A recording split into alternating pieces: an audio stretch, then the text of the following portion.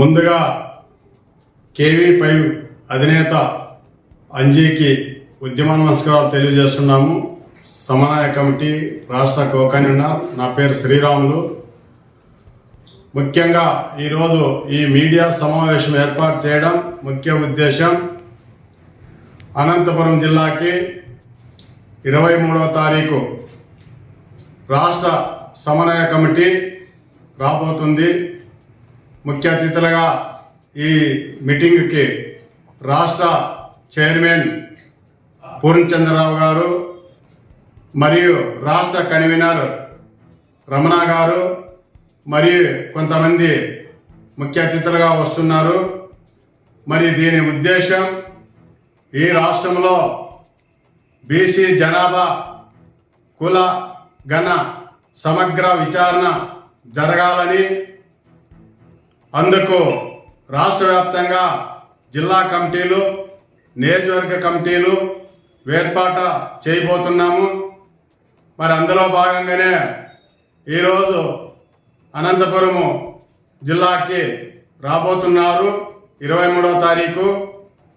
కాబట్టి ఈ మీటింగ్లో బీసీ కులాలందరూ కలిసి అక్కడ మన బీసీ జనగణ పైన పోరాటాలు చేయడానికి, మరి మనకి ఈ కులాల జనాభా లెక్కలు తేల్చడానికి రాష్ట్ర ప్రభుత్వం పైన, కేంద్ర ప్రభుత్వం పైన ఒక ఒత్తిడి తీసుకురావడానికి ఒక పెద్ద ఎత్తున ధర్నాలు, మహాసభలు, మరి ఇలాంటి కార్యక్రమాలు జరగాలంటే 26 జిల్లాల్లో జిల్లా కమిటీలు, నియోజకవర్గ కమిటీలు, మండల కమిటీలు అన్నీ ఏర్పాటు చేయబోతున్నాము.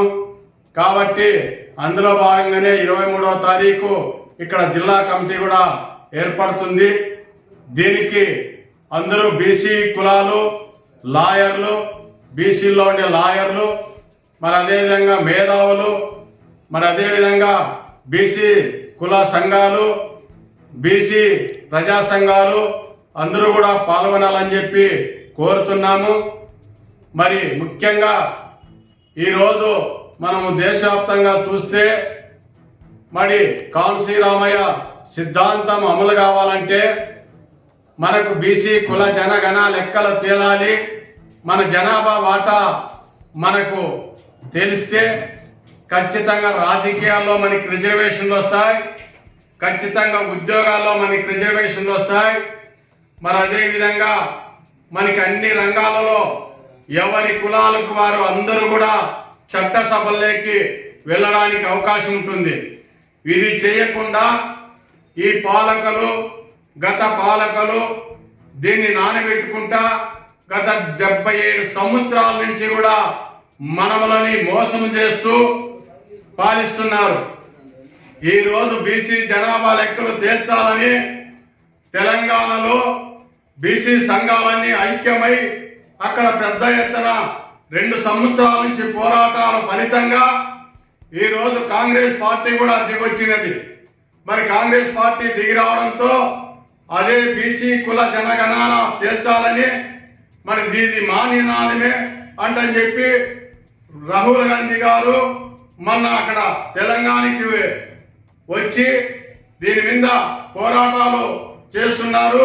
ఇది న్యాయమైన సమస్య, ఇది దేశవ్యాప్తంగా కూడా మనకు ఖచ్చితంగా జరగాలి అని చెప్పి ఆయన నోటి నుంచి కూడా రోజు మాట్లాడుతున్నాడు. మరి ఇక్కడ ఆంధ్రప్రదేశ్లో ఎందుకు ఇక్కడ రాజకీయ పాలకులు మాట్లాడలేదు? ఎందుకు ఇక్కడ ఆంధ్రప్రదేశ్లో పవన్ కళ్యాణ్ కానీ, మన గౌరవనీయులైన శ్రీ చంద్రబాబు నాయుడు గారు కానీ దీని మీద ఎందుకు దృష్టి పెట్టలేదని చెప్పి మేము ఒక సమన్వయ కమిటీ తరఫున నిలదీస్తున్నాం. కాబట్టి ఇప్పటికైనా మించిపోలేదు. మరి మీకు ఎన్నో సమస్యలు మీరు తీర్తామంటున్నారు.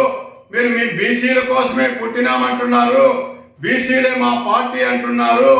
కాబట్టి బీసీల మీద మీకు అంత ప్రేమే ఉంటే ఖచ్చితంగా మీరు బీసీ కుల జనగణ లెక్కలు త్వరగా మీరు మొదలు పెట్టాలి.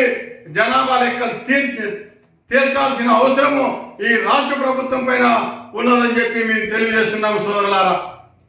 మరి లేని పక్షంలో మిగతా ప్రజా సంఘాలని కుల సంఘాలని మాకు బీసీలకు మద్దతుగా ఎస్సీ ఎస్టీ బీసీలను కూడా కలుపుకొని మైనార్టీలను కూడా కలుపుకొని మరి అందరినీ కలుపుకొని ఐక్య ఉద్యమం తీసుకొని రాబోతున్నామని చెప్పి ఈ సభ ద్వారా మీకు తెలియజేస్తున్నాం. ఎందుకంటే ఇది బీసీలకు అవసరమైనది. మీరు ఎన్ని పథకాలు ఇచ్చినా, మీరు ఎన్ని ఉచిత ప్రవేశం పెట్టినా మీరు అక్కడికే ఉండాలని చూస్తున్నారేమో. మాకు కావాల్సింది ఈ రాష్ట్రంలో జనాభా లెక్కల ప్రకారంగా రాజకీయ వాటా కావాలి. అదే మాకు కావాలి. ఎందుకంటే ఈ రోజు మా బీసీలు ముఖ్యమంత్రులు అయినారంటే తప్పనిసరిగా మాకేమి కావాలో మా వాళ్ళు అక్కడ రూపొందించుకుంటారు. చట్టసభల్లో అన్ని కులాలు వెళతాయి. మీరేదో 4-5 కులాలని అక్కడ పార్లమెంటుకో అసెంబ్లీకో పంపించి మేము బీసీల కూటమిను ఆ బీసీలు పార్టీను అని చెప్పి గొప్పలు చెప్పుకొని మీరు ఇంతకాలము మోసం చేస్తున్నారు. రాబోయే కాలంలో మీరు మోసం చేయలేరు. ఒకవేళ మీరు మోసం చేసే మాటలు చెప్పినా కూడా మా బీసీల్లో చైతన్యం తీసుకొచ్చేది ఖాయము. తప్పనిసరిగా ఈ రాష్ట్రంలోనే కాదు, ఈ దేశవ్యాప్తంగా కూడా బీసీ కుల జనగణ జరగాలి. అన్ని రాష్ట్రాల్లోనూ అన్ని చోట్ల మాకు రాజకీయ వాటా రావాలనేదే మా ఉద్దేశం. కాబట్టి ఇప్పటికైనా మేధావులారా ఆలోచన చేయండి.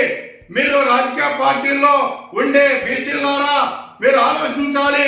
ఇది మన కోసము, మన పిల్లల కోసము, మన భవిష్యత్తు కోసము ఎంతో ముడిపడి ఉందని చెప్పి మేము తెలియజేస్తున్నాము. ఏదో ఒకరో ఇద్దరు బాగుపడడం కాదు. మనకు కావాల్సింది మన కులాలన్నీ కూడా బాగుపడాలి. ఈ రోజు విద్యా వైద్యం చూసుకుంటే ఎక్కడ పోయింది అది. మరి అదేవిధంగా ప్రైవేట్ హాస్పిటల్లో డెవలప్మెంట్ చేసుకుంటున్నారు. ప్రభుత్వ స్కూళ్ళు, ప్రభుత్వ కాలేజీలు అన్ని నీరుగారు చేస్తున్నారు. మరి విద్యా వైద్యంతో బీసీలకు ఎస్సీ ఎస్టీలకు ఎంత ముడిపడిందో ఒక్కసారి అన్ని వర్గాల ప్రజలు కూడా ఆలోచించాలని చెప్పి మేము తెలియజేస్తున్నాం. కాబట్టి రాబోయే రోజుల్లో ఇది ప్రజా ఉద్యమం స్టార్ట్ అవుతుంది.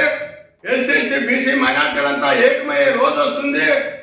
ఇప్పటికైనా అన్ని రాజకీయ పార్టీల్లో ఉండే బీసీలు కూడా మేల్కోవాలి.